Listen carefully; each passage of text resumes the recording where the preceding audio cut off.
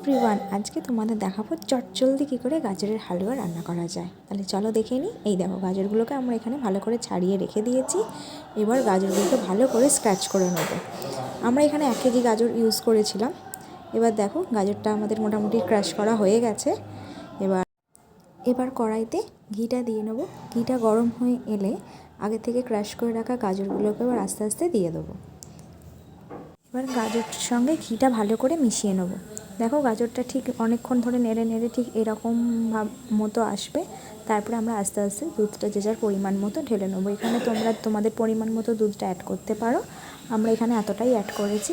দিয়ে এবার ভালো করে দুধটার সঙ্গে গাজরটাকে ভালো করে মিশিয়ে নেবো। এবার ফুটে এলে অল্প একটু তেজপাতাগুলোকে এবার পুরোভাবে দিয়ে দেবো। তারপরে যখন ভালোভাবে একটু ফুটবে, কাজু কিশমিশটাকে অ্যাড করে দেবো।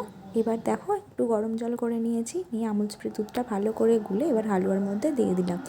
তোমরা এখানে কনডেন্স মিল্কও ইউজ করতে পারো, তো আমরা এখানে আমুল স্প্রেটা ইউজ করেছি। এবার দেখো, ফুটে এলে আমরা এবার চিনিটা অ্যাড করে নেবো। তোমরা তোমাদের স্বাদ অনুযায়ী চিনিটা অ্যাড করতে পারো। এবার দেখো, চিনিটা ভালো করে হালুয়ার সঙ্গে আমরা মিশিয়ে নিলাম। এবার ফুটে এলে লবঙ্গ, এলাচ দিয়ে, এলাচটা একটু থেঁতো করে দিতে হবে যাতে এলাচের যে সেন্টটা সেটা হালুয়ার সঙ্গে তাড়াতাড়ি অ্যাবজর্ব করে নেয়। আমরা এরকম খেতে পছন্দ করি বলে তাই এই রকমই রেখেছি। তোমরা চাইলে এটাকে আরও একটু ট্রাই করে নিতে পারো। তাহলে দেখলে তো কত সহজভাবে গাজরের হালুয়া বানানো হয়ে গেল। তাহলে তোমরাও এবার বাড়িতে একদিন ট্রাই করো এই শীতকালে অবশ্যই। আর অবশ্যই কিন্তু আমাকে জানিও কমেন্টে যে রেসিপিটা তোমাদের কেমন লাগলো। Bye bye.